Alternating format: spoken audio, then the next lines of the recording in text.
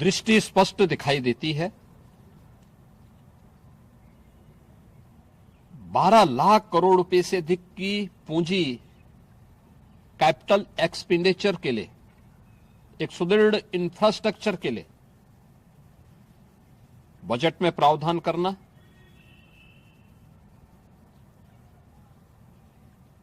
सात rail corridor के निर्माण के लिए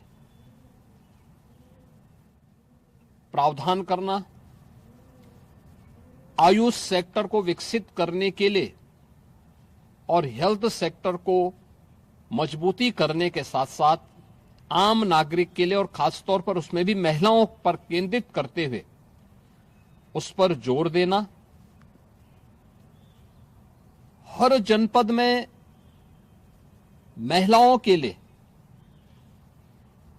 कामकाजी महिलाओं के लिए छात्रावास के निर्माण का कार्य हो या स्टेम, साइंस, मैथ्स, स्टैटिस्टिक्स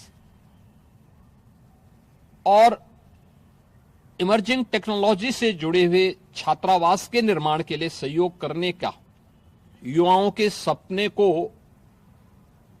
एक नई उड़ान देने के लिए उनके लिए बेहतरीन इंफ्रास्ट्रक्चर से युक्त सुविधाएं उपलब्ध कराने के लिए ऐसे हॉस्टल के निर्माण का कार्य हो। नौजवानों के लिए हर एक सेक्टर में अवसर उपलब्ध हो।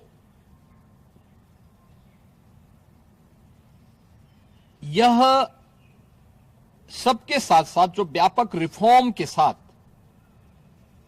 अलग अलग सेक्टर में रिफॉर्म को लेकर के जो बजट प्रस्तुत किया गया है, यह आम नागरिकों के जीवन को सहज और सरल बनाने में मदद करेगा। भारत की अर्थव्यवस्था को तेजी के साथ आगे बढ़ाने में यह बजट मददगार साबित होगा।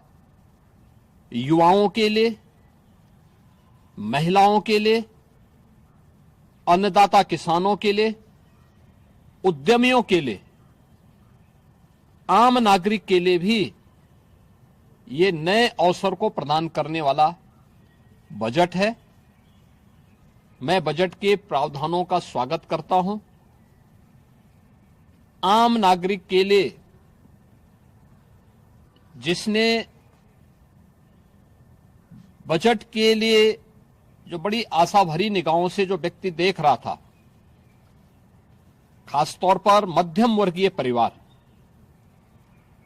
गत वर्ष देश ने जीएसटी रिफॉर्म को देखा है, आम नागरिक उसका लाभ लिया है। Income tax